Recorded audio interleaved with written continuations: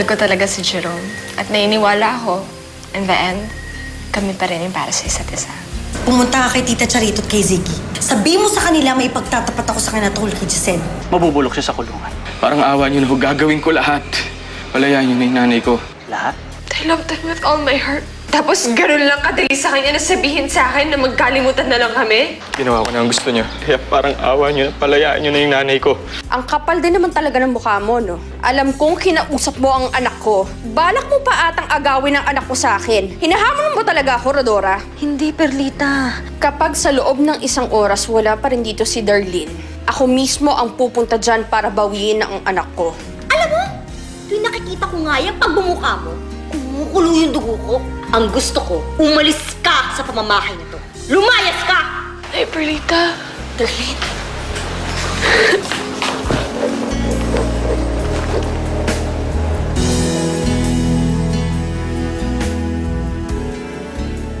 Sir, nakita ko po sa lumabas kanina. Bakit hinayaan makalabas yung bata? Sir, sinubukan kausapin pero bigla po nagmamadali eh. Umiyak nga po eh. May problema po ba, sir? Malaki. Pag hindi bumalik si Darlene dito, kayo ang may problema dahil si Santi kayo.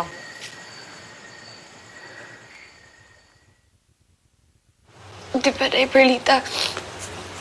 Sabi niyo sa akin kapag kailangan ko ng kausap o kailangan ko ng mapupuntahan, pwede ako pumunta dito. Oo naman. Ano ba talaga kasing nangyari sa'yo? Bakit ka umiiyak? Pinalayas ako ni Mommy. Bakit ano nangyari? Galit siya sa akin. Sa akin niya binubuhos lahat ng galit niya kay Daddy. Si Daddy naman, wala na siyang oras para sa akin. Si Lola, wala siyang ginawa kundi sermonan ako. Tapos si Jerome, ako yung sinisisi niya sa nangyari kay Tita Aida. Ayaw namin ako makita. Pakiramdam ko, wala na nagmamahal sa akin. Hindi totoo yan. Nandito ako. Mahal kita. Ako bahala sa'yo.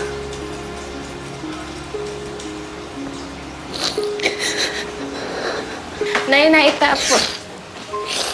May bisita po pala kayo. Anak, umalis si Darlene sa kanila.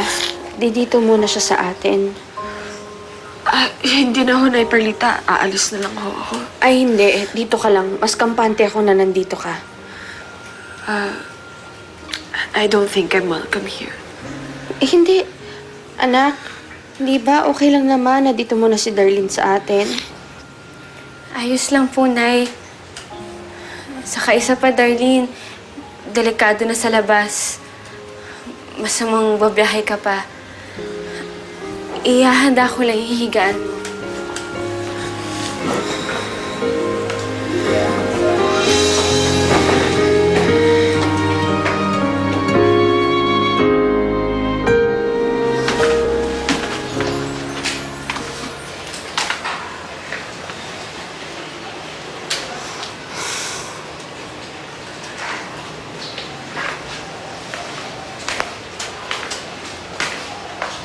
Jerome, Nay, kanina ko pa napapansin, tahimik ka. May bumabagabag ba sa'yo? May problema ka ba? wala po. Jerome, pwede mo naman sabihin sa akin yun eh. Kwentuhan mo naman ako, nanay mo naman ako, di ba? Kalimutan niyo na lang, Nay. Wala ho pa. Nakausap mo ba si Ziggy? Sinabi mo ba sa kanya yung lihim na nalalaman ko? Yun na lang, huwag natin pag-usapan, Nay. Kailangan kong bawian si Giselle. Nay, may restraining order ho kayo. Kapag sinuway niyo yun, babalik na naman kayo sa kulungan. Gusto niyo ba yun? Nay, ang mahalaga ngayon, nakalaya na kayo. Kalimutan niyo na yung mga karbonel.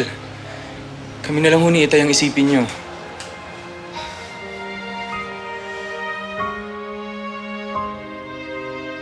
Bakit hanggang ngayon hindi makita?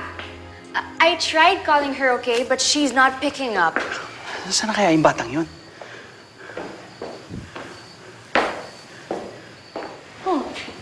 Anong nangyayari dito? Anong nangyayari? Giselle? Ang nangyayari dito, nawawala si Darlene. Nasa opisina lang ako kanina. Hindi ko alam na nawawala siya. Eh, wala ka namang alam. Kasalanan mo to eh. Kasalanan mo to. Kung hindi mo sinigawan si Darlene, hindi siya lalayas. Teka nga sandali, ha? Bakit ba ako ang lagi ninyong sinisisi? Matanda na si Darlene. Kung gusto niyang umalis, desisyon niya yon. Talagang wala kang pakialam sa anak ko, no? Kapag may masamang mangyari sa kanya, ikaw ang malalagot dito.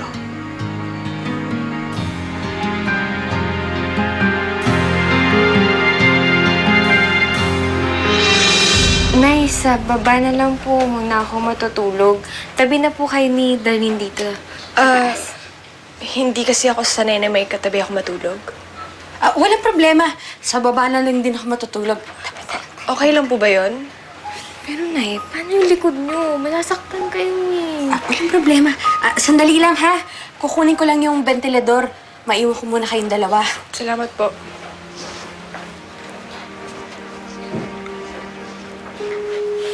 Darlene, damit to. Palit ka muna.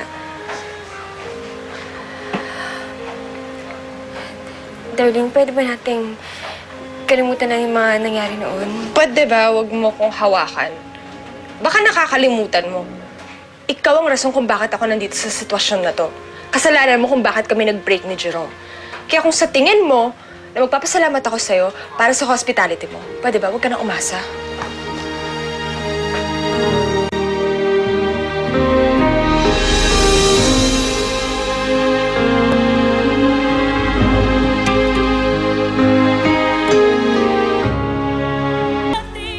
Kasama mo na si Darlene ngayon. Siguro naman ligtas na yung sikreto ko. So ngayon, Hanggang kailan mo pa planong kupupin si Darlene? Hinahanap na siya ni Ziggy at saka ni Mama. wala kang pakialam sa asawa mo. Dito lang sa bahay ko ang anak ko.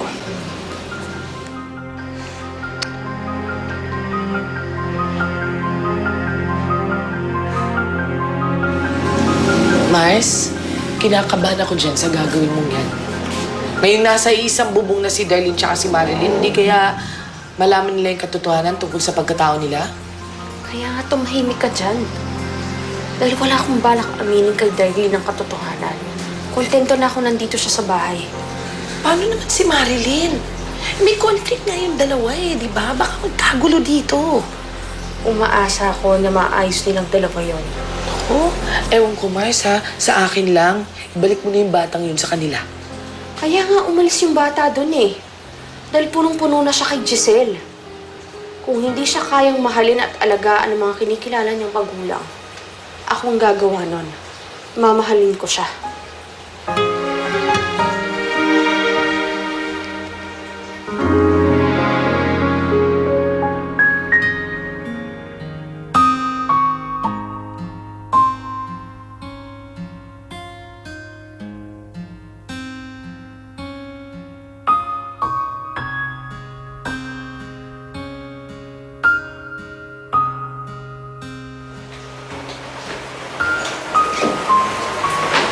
Darlene?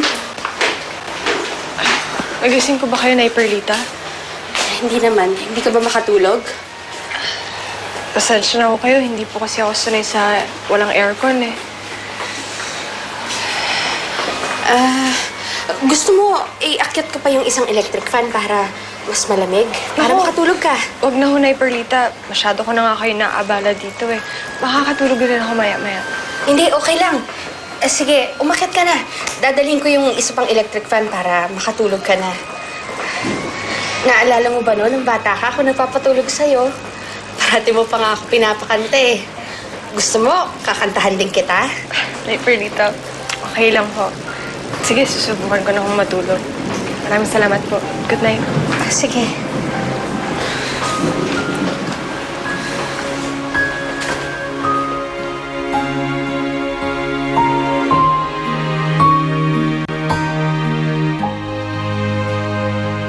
Madam, wala pang isang araw nawawala ang apo niyo. SOP namin, kailangan 24 oras, umuwi yung tao.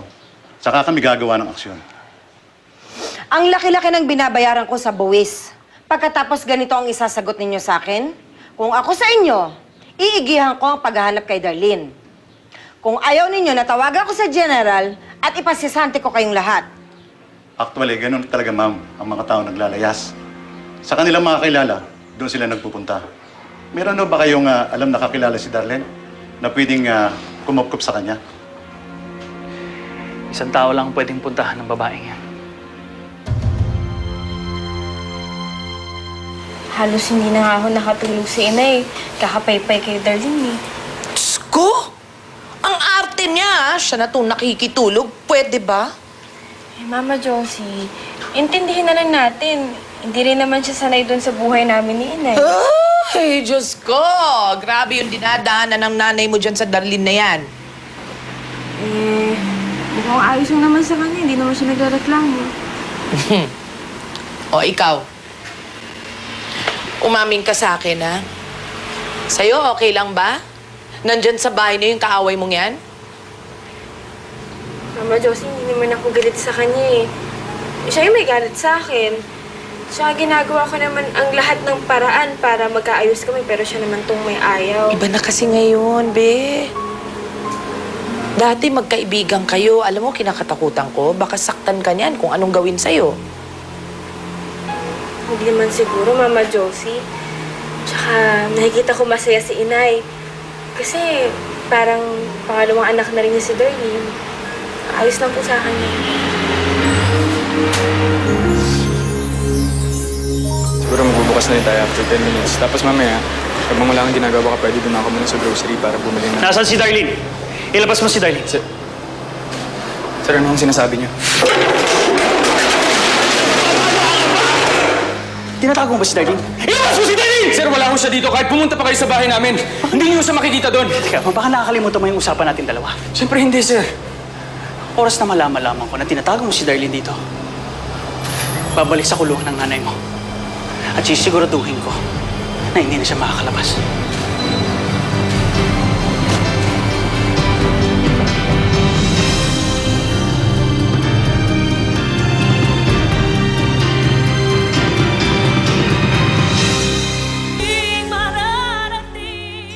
Anak!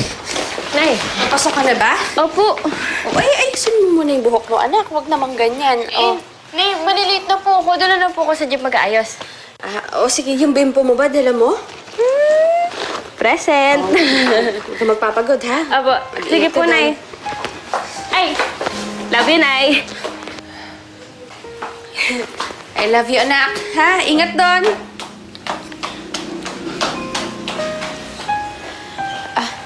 Darlene. Ang sweet niyo pala talaga ni Marilyn, no?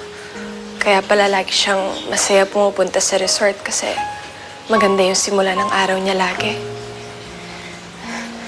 Nasanay lang talaga akong binibaby si Marilyn.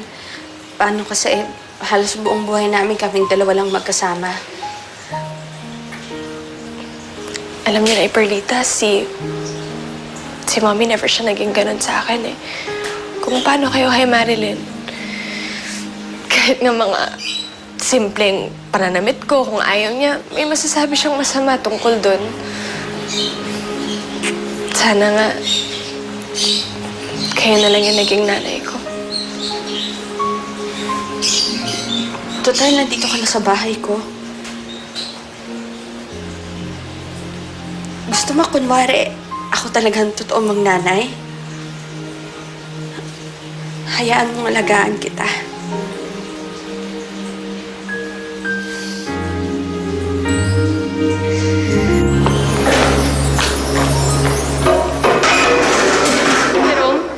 Jerome, ano nangyari dito?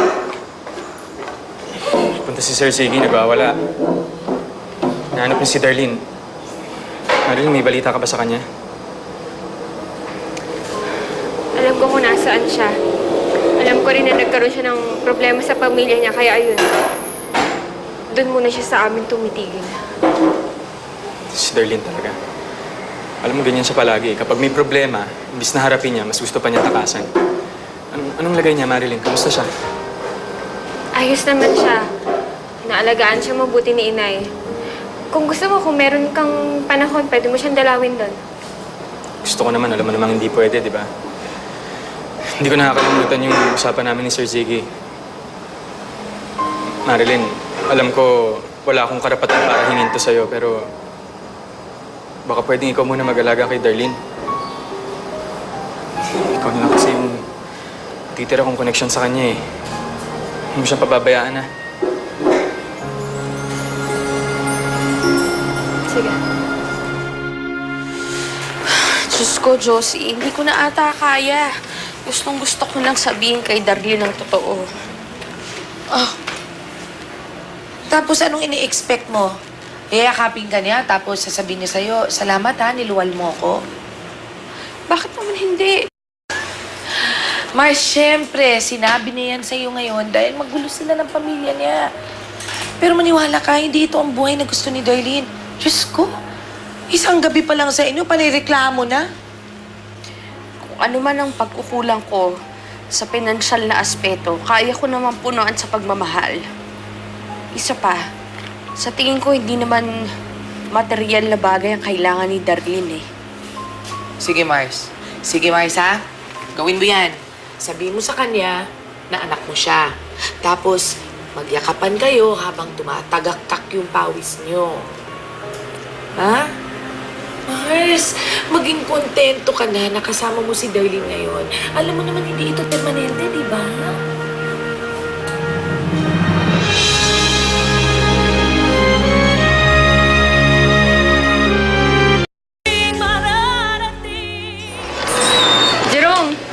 Jerome, mananghalian ka muna, oh. Wala pa namang customer, eh. Maya-maya na, Marilyn. Kaya mo, may bibake pa akong cake, tapos mamaya may pupuntang kliyente. Kailangan maayos tong restaurant para ma-impress siya. Oh, sige, itatago ko na lang muna to, pero huwag mo kalimutan mananghalian, ah. Oh, Baka sige. mahilo ka kung ano na sabihin mo doon sa kliyente.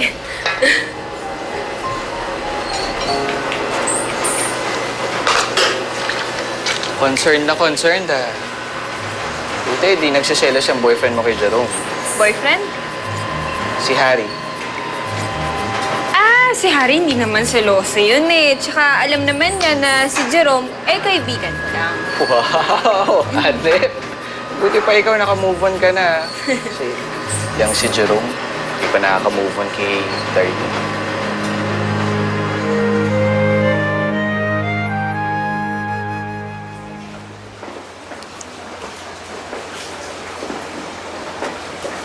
Hindi pa po ba tayo kakain? Hinihintay ko lang kasi si Marilyn na dumating para sana sabay-sabay tayo kakain. Pero kung gutom ka na, sige, mauna ka na kumain. Ano po ba to? Ano yan, paborito namin ni Marilyn, sinigang na tawilis. Hindi po kasi ako mahilig sa fish. Ganun ba? Sige, pagluluto na lang kita ng... Anak, dito ka na pala. Oh. May pasalubong po ako para sa inyo kasi kanina tinulungan namin Chef Andy. Meron siyang naimbentong bagong pasta. Ganun ba? Tamang-tama. Ito na lang, Darlene, na kainin mo, oh. Hey. Pero Nay, dala ko po yun para sa inyo. Anak, ibigay na lang natin kay Darlene. Hindi kasi siya kumakain ng tawilis. Tsaka, di ba paborito naman natin yan? Halika na, kain na tayo. Oh, Darlene, itong kainin mo, oh. Gusto mo ba ng soft drinks? Kukuha kita? Hindi po ako nagsa-soft drinks, eh. Water na lang po siguro. Ito. Sige, kain na. This looks so yummy. Thanks, Marilyn. Anak, kain na. See you.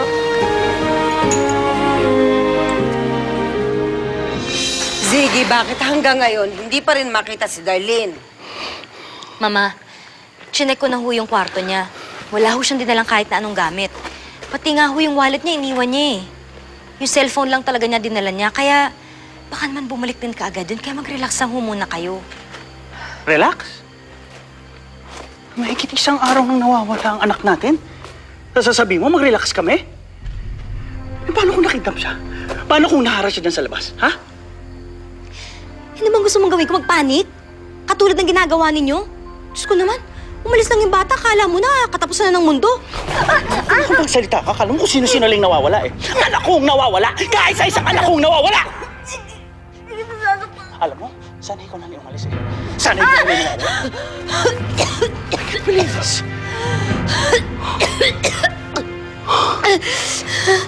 Giselle, kung ako sa'yo, pipiliin ko ang mga salitang lumalabas sa bibig mo. Dapat nga mas ikaw ang nag-aalala dahil ikaw ang ina. Tandaan mo, Carbonell ka lang sa pangalan. Si Darlene, dugong Carbonell ang nananalaytay sa mga dugo niya. Alalahanin mo, matagal ka nang gustong iwan ni Ziggy. Pero dahil kay Darlene, nandyan ka pa rin. Ngayon kung tuluyang mawawala si Darlene, mawawala ka na rin.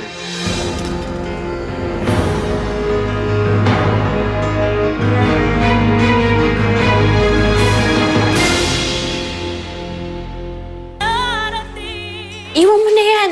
Huwag na. Marilyn. Ay, Inay. Pasensya na po. Ako po dapat yung gagawa talaga nan.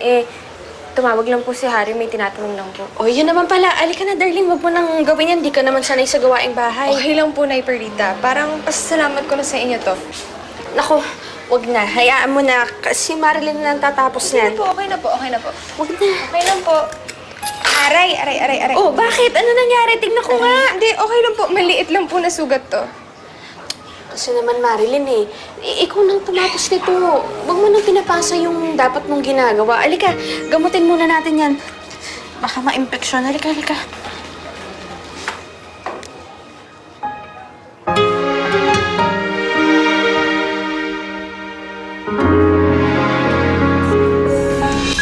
Alam ko kung bakit ka nandito eh. Nag-i-enjoy ka eh. Feeling mo nasa zoo ka. The pet monkey, you remember? Ako ang tunay niyang magulang at masaya ako, nakapiling ko siya. Narinig ko na nilalait nyo at pinagtatawanan ng nanay ko.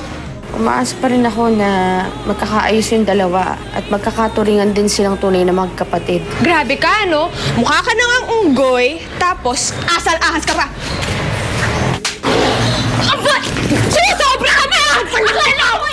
Si Rodora talaga kasi may kasalanan ng lahat ng to eh. Kung minahal lang sana ni Rodora si Darlene, di sana hindi na makinggan niya yung bata.